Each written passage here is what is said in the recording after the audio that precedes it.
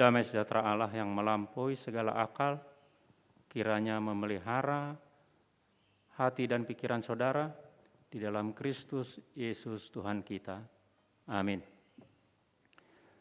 Firman Tuhan yang ditetapkan pada hari Minggu ini diambil dari Efesus pasal 4 ayat 1 sampai ayat 7. Demikian firman Tuhan. Sebab itu aku menasihatkan kamu, aku orang yang dipenjarakan karena Tuhan, supaya hidupmu sebagai orang-orang yang telah dipanggil berpadanan dengan panggilan itu. Hendaklah kamu selalu rendah hati, lemah lembut, dan sabar. Tunjukkanlah kasihmu dalam segala hal, saling membantu. Dan berusahalah memelihara kesatuan roh oleh ikatan damai sejahtera. Satu tubuh dan satu roh, sebagaimana kamu telah dipanggil kepada satu pengharapan yang terkandung dalam panggilanmu. Satu Tuhan, satu iman, satu baptisan. Satu Allah dan Bapa dari semua, Allah yang di atas semua dan oleh semua dan di dalam semua.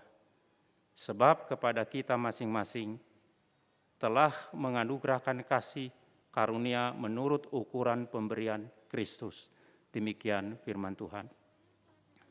Saudara-saudara yang dikasihi Tuhan kita Yesus Kristus, ada yang agak unik di dalam sejarah yang terjadi di dunia ini. Kita tidak tahu sebetulnya apa, dari mana asal mula dari marga-marga kita. Setiap marga mempunyai cerita masing-masing yang mungkin sampai ditarik-tarik sampai ke atas, sampai ke Raja Batak. Dan marga ini sering menjadi satu ikatan yang mengikat kita menjadi satu persatuan. Oleh karena itu orang Batak berkata, kita ini diikat oleh darah. Mudardo nama ngarahuti hita. Saya masih ingat dulu saudara-saudara, ketika masih anak-anak dan remaja, ketika saya di Bandung ini, kalau kita berbicara bahasa Batak dalam bis kota, maka dijamin tidak akan dicopet.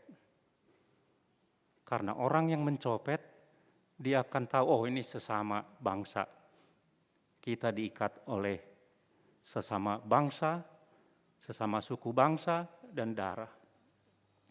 Saudara yang dikasihi Tuhan kita Yesus Kristus, tetapi tidak demikian kalau kita lihat, ada banyak marga di dunia ini. Orang Belanda juga ada marganya. Tapi tidak seperti kita. Kita mempunyai silsilah sampai ke atas. Kalau orang Belanda tidak demikian. Orang Belanda aslinya itu namanya dari depan, seperti De Vries. Tetapi setelah abad tahun 1800-an setelah Napoleon menguasai Belanda, maka ada marga ditambahkan aturannya Code Napoleon Code. Maka setiap orang harus dicatatkan dengan nama keluarganya. Maka timbullah marga baru seperti Van de Kerkhof. Kerkhof itu kuburan. Kalau kita dengar lucu, agak lucu. Banyak Philip van de Kerkhof menjadi Philip dari kuburan. Jadi marga itu tidak sesuai dengan seperti kita. Tetapi mereka disatukan satu marga. Ada Van de Berg dari gunung, belum tentu orang itu dari gunung. Saudara, saya menekankan di sini, di dunia ini banyak persatuan. Ada persatuan karena yang dipaksakan, ada persatuan karena satu keluarga, ada persatuan karena satu suku bangsa, ada persatuan yang diikat seperti orang Batak, alani mudar. Dan ini juga sebetulnya yang terjadi di dalam orang Kristen. Orang Kristen diikat dalam persatuan oleh karena murni Kristus. Darah Kristus yang membuat kita menjadi bersatu. Saudara-saudara yang dikasihi Tuhan kita Yesus Kristus, Tuhan memberi kita hadiah yang luar biasa. Dia memanggil kita untuk menjadi miliknya. Dia telah memberi kita kesatuan dalam roh. Kesatuan ini sebetulnya pada dasarnya bukan milik kita sejak lahir. Kesatuan ini bukan berdasarkan keturunan biologis kita. Kesatuan ini bukan karena keanggotaan kita dalam satu persekutuan. Kesatuan ini sekali lagi saudara-saudara karena iman kita kepada Yesus Kristus Tuhan kita. Kesatuan dan persatuan ini sekali lagi itu hadiah yang luar biasa yang dimiliki oleh kita melalui iman kita kepada Kristus. Kepemilikan ini sudah menjadi milik kita sekarang. Bukan sesuatu yang harus diusahakan. Jadi kesatuan karena iman kita di dalam Kristus itu bukan kesatuan yang harus kita usahakan lagi. Tetapi kesatuan yang sudah milik kita dan yang harus kita gunakan dan harus kita bangun lebih baik lagi. Itu karena sekali lagi, karena Yesus Kristus. Itu titik awal dari kita untuk bersatu. Kristus di dalam kematian, dia mempersatukan kita karena kita beriman kepada Kristus yang mati demi kita. Nah, saudara-saudara, di dalam ayat 3 dikatakan berusahalah memelihara kesatuan roh oleh ikatan damai sejahtera. Kalau di Filipi juga Paulus berkata, hendaklah engkau rendah hati. Apakah kerendahan hati itu sebetulnya? Paulus meminta kita untuk benar-benar rendah hati. Apa sebenarnya yang dibicarakan dia tentang rendah hati? Kalau di Filipi sekali lagi dikatakan demikian, hendaklah dengan rendah hati yang seorang menganggap yang lain lebih utama dari dirinya sendiri. Di ayat 2 dikatakan, hendaklah kamu selalu rendah hati. Kenapa Paulus berkata ini dalam satu persekutuan, kesatuan yang di dalam Kristus? Karena ketidakrendahan hati itu bisa merusak kesatuan kita. Oleh karena itu kita lihat apa itu merendah hati. Saudara-saudara, kita memahami merendah hati jika kita berada di hadapan Tuhan. Kalau kita berada di hadapan Tuhan yang Maha Kuasa, maka kita akan merasakan bahwa diri kita tidak berdaya sedikit pun. Kalau kita berada di hadapan Tuhan, maka kita merasakan bahwa kita penuh dengan dosa dan kita ini najis. Maka kita akan merendahkan diri kita.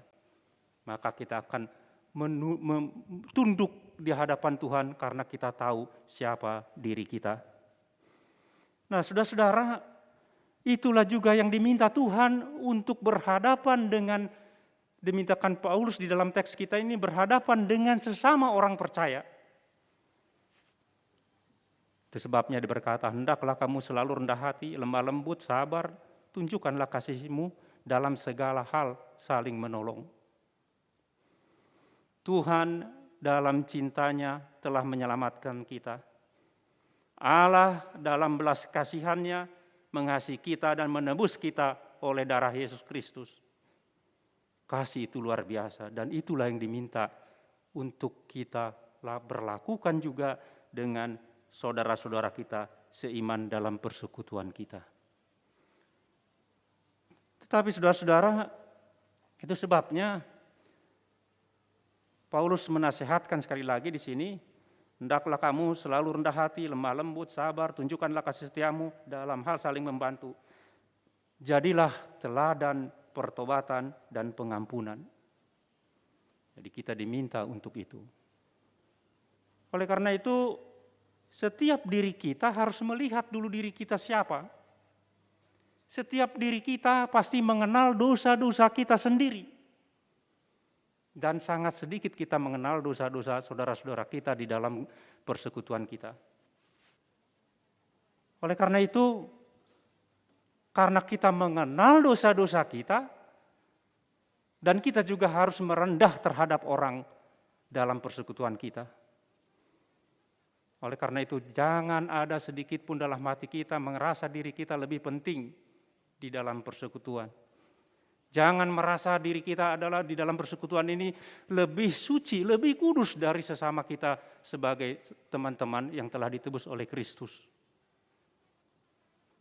Tanpa ini, tanpa kesabaran, tanpa kerendahan hati, tanpa lemah lembut, maka persekutuan dapat hancur dan damai sejahtera akan hancur. Saudara-saudara yang dikasih kita Tuhan Yesus Kristus, tetapi hal ini sangat berat. Tidak mudah kita untuk rendah hati. Tidak mudah kita untuk sabar. Tidak mudah kita untuk lemah lembut. Tidak mudah kita untuk saling mengasihi dan saling bantu. Tidak mudah, saudara-saudara, karena diri kita, karena iblis, karena dunia ini semua meminta kita untuk menganggap diri kita lebih tinggi dari orang lain. Semua meminta kita untuk mempunyai roh memecah belah di tengah-tengah persekutuan. Daging kita sendiri akan memberitahu kepada kita bahwa kita lebih hebat dari saudara-saudara kita. Dunia dan iblis juga membisikkan itu ke dalam kita. Oleh karena itu dibutuhkan kerja keras yang luar biasa agar kita bisa hidup dalam damai dengan sesama kita. Oleh karena itu untuk menjaga persatuan dalam gereja, dalam persekutuan kita, ditekankan untuk sabar, rendah hati, mengenal diri sendiri, dan lemah lembut dan saling membantu. Apalagi dalam keadaan sekarang ini, saudara-saudara. Inilah waktunya kita dituntut untuk menampakkan kasih kita kepada saudara-saudara kita yang membutuhkan pertolongan kita. Tidak hanya cukup kita berdoa, mendoakan orang-orang yang sekarang ini dalam kesusahan. Tidak cukup hanya itu, tetapi kita dituntut untuk menolong dengan perbuatan nyata kepada saudara-saudara kita yang membutuhkan pada saat ini. Ini akan membangun persekutuan kita lebih baik lagi. Saudara-saudara yang dikasihi Tuhan Yesus Kristus, kemudian Paulus berkata, ada satu pengharapan di dalam kita. Ada satu harapan, dan itu berarti kita orang yang percaya kepada Yesus Kristus memiliki satu harapan yang sama. Apa harapan itu? Dan harapan itu membawa kita kepada damai sejahtera. Harapan itu akan membawa hati kita dipenuhi oleh damai sejahtera. Walaupun apa yang terjadi dalam hidup kita ini. Harapan itu adalah bahwa kita telah dibebaskan dari seluruh kutuk dosa. Harapan itu adalah bahwa kita akan dalam kebahagiaan penuh kelak bersama dengan Yesus Kristus di surga kelak. Dan ini membahagiakan kita dan membuat hati kita berdamai sejahtera, saudara-saudara. Harapan adalah sesuatu yang harus kita inginkan dalam hidup kita. Orang yang tidak mempunyai harapan itu sama dengan mayat yang hidup. Dia tidak punya gairah. Tetapi orang yang punya harapan adalah dia akan berjalan dengan hidup yang penuh dengan gairah. Dia penuh semangat. Harapan kita adalah di dalam Yesus Kristus. Maka segala sesuatu yang membuat kita susah, maka segala sesuatu yang membuat kita begitu sengsara dalam dunia ini tidak akan pernah membuat damai sejahtera kita hilang dalam hati kita. Damai sejahtera Allah menghilangkan keputusasaan karena kita memiliki persekutuan dengan Bapa Surgawi. Jadi damai sejahtera kita tidak membuat kita putus asa karena kita tahu bahwa kita bersekutu dengan Bapa Surgawi yang Maha Pengasih, yang tidak akan pernah meninggalkan kita, yang tidak pernah akan mengabaikan kita. Damai sejahtera Allah akan menghilangkan kesepian kita, karena kita tahu ada orang-orang yang percaya lain yang adalah juga saudara-saudara kita. Kita adalah bagian dari keluarga orang-orang yang percaya di bumi dan di surga. Itu luar biasa, saudara-saudara. Rekan-rekan Kristen kita ada di sana untuk berbagi suka dan duka dengan kita. Bagaimana kita memperoleh itu? Bagaimana kita memperoleh kesatuan dan damai sejahtera itu?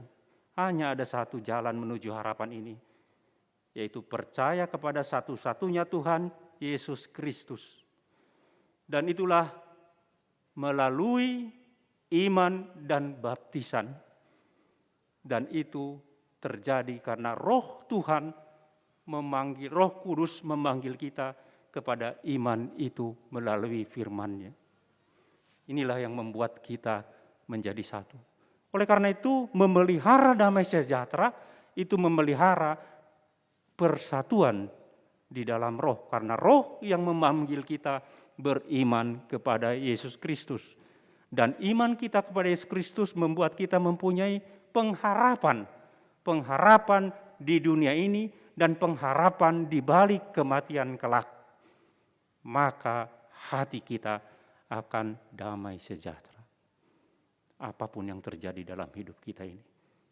Keadaan saat ini juga yang mengerikan bagi orang percaya, itu tidak akan mempengaruhi damai sejahteranya dalam hati dia. Tuhan memberkati kita. Amin.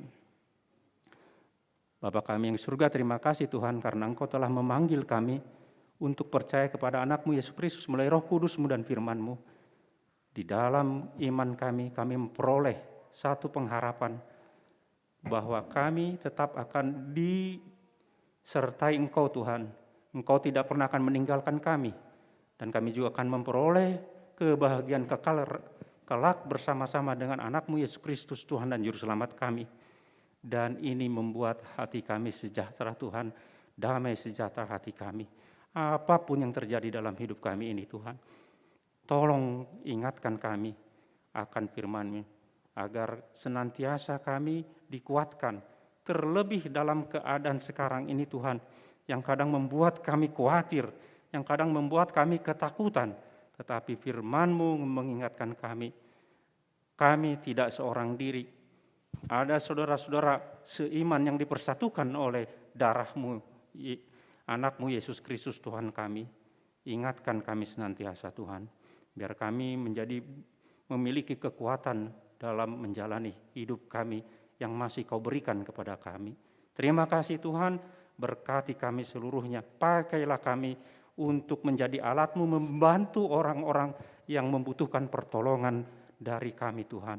Terima kasih Tuhan, di dalam Kristus kami berdoa. Amin.